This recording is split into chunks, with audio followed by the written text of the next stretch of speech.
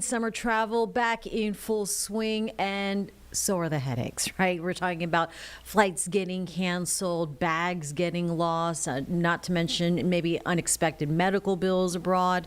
But are travelers expecting to protect themselves? Do you actually protect yourself? Daniel Green from Faye Travel Insurance joining us here on Live Impact News, breaking down what savvy travelers should know so we're not left asking, where's the money? Daniel, thanks for joining us this morning. Thank you very much for having me. So, if people have never heard of Faye, what makes it different from other companies that do cover travel insurance?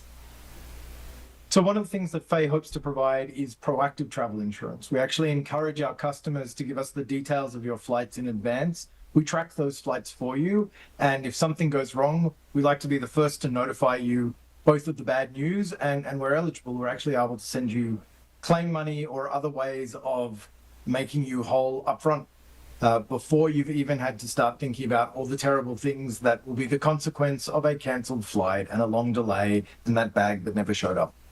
Okay, so walk us through a scenario, like worst case scenario. What would happen if I'm abroad at 2 a.m. and something happens? So firstly, I think the number one thing that a lot of Americans worry about these days is just whether or not they're able to go on their trip in the first place. So one of the most important things to do when booking your trip is think about travel insurance or travel protection then. It can be anything from you get sick, someone in your immediate family gets sick and you need to take care of them. And really that's sometimes the most important way in which you can be made whole and protect the investment in the trip. But if you're on your trip and something goes wrong, if it's a real emergency, call emergency services, call 911, call 112, take care of yourself. And then when you get to the hospital or wherever you're going, you can notify your travel insurance company like Faye, and then we can start to speak to the hospital on your behalf so that you don't get a hefty bill on your last day in the hospital, but your provider can take care of that for you, a little bit like what you would do with your HMO when you're back home. When it comes to, sorry, Jane. Oh, no, go ahead. Yeah, when it comes to what? And when it comes to the little inconveniences that go along the way, flights get delayed, flights get canceled, your bags don't show up. That's also one of the best times. Reach out to your provider, reach out to Faye when that happens in the moment, because sometimes you're eligible for benefits that you didn't even know about. Maybe there is an inconvenience payment and you can receive up to $200 on the spot just to cover the little expenses in the airport whilst you make the time go by. Lounge access, Wi-Fi, little things that take the sting out of an otherwise bad day. I got to say, Daniel, some travel has gone up, the cost significantly, right? And so travel insurance is probably one of those last things that we think of. And are people buying more insurance these days, or because the travel is costing so much, are they choosing to skimp out on travel insurance?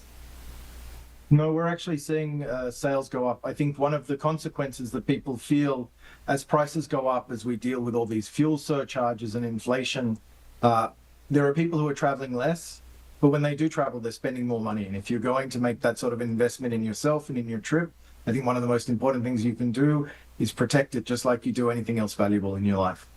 All right. Is that one of the biggest mistakes travelers make then when it comes to planning their trip and covering it? I think one of the biggest mistakes people make is that they think about travel insurance 1 minute after something's gone wrong. You can buy travel insurance in a lot of scenarios, even when you're at home just before you leave for the airport. As much as we encourage you to buy your travel insurance at the same time as you buy your trip, in most cases, so long as something hasn't already gone wrong and you haven't left for your trip, it's not too late to change your mind and to get protected. Yeah, very good point. What do we underestimate when we head overseas versus staying domestic? I think the two biggest things that people don't think about is medical costs in the first place. Even something as simple as a doctor's visit, you're traveling with a kid who has a runny nose, can run into the hundreds of dollars. But not only that, the worst case scenarios often involve you needing to be evacuated, put on an emergency flight, you need to get home tonight. And as much as you think it's expensive what it costs to buy a return ticket today to Europe, buying a one-way ticket a few hours before you need to depart those can get eye-wateringly expensive. So knowing that if you have to return home because it's a medical emergency or a family emergency, and that cost can be taken care of, that can be a significant relief. Oh, man. So what kind of coverage should we be thinking about or looking for when it comes to planning a trip overseas? So generally, there are three things you should look to protect. The first is your investment in the trip. The second is the belongings you're taking with you or your stuff. And the third and most important is your health.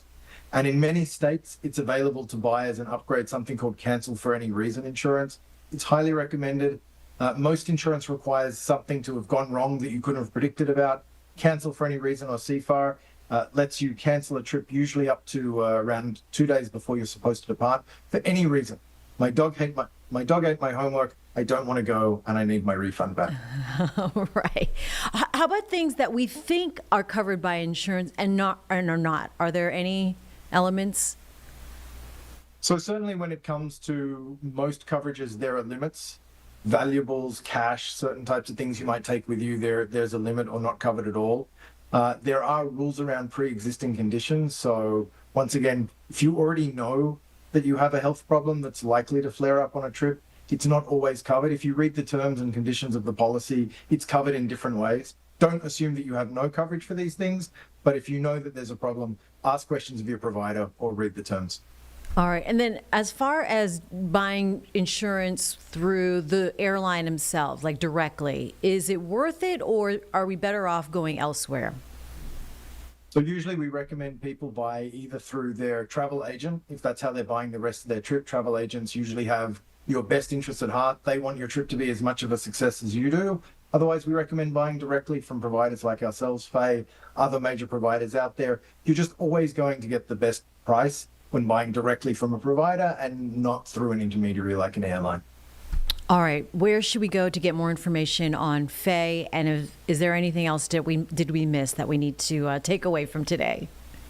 I think the most important thing is the earlier you buy your travel insurance, the more and the longer that you're covered for. And you can meet Faye at www.withfaye.com. All right, Daniel Green from Faye Travel Insurance. Good information this morning. Appreciate that, as I do have a couple of trips coming up. Might need to do that just before I get on the plane. Thank you so much. Thank you for having me.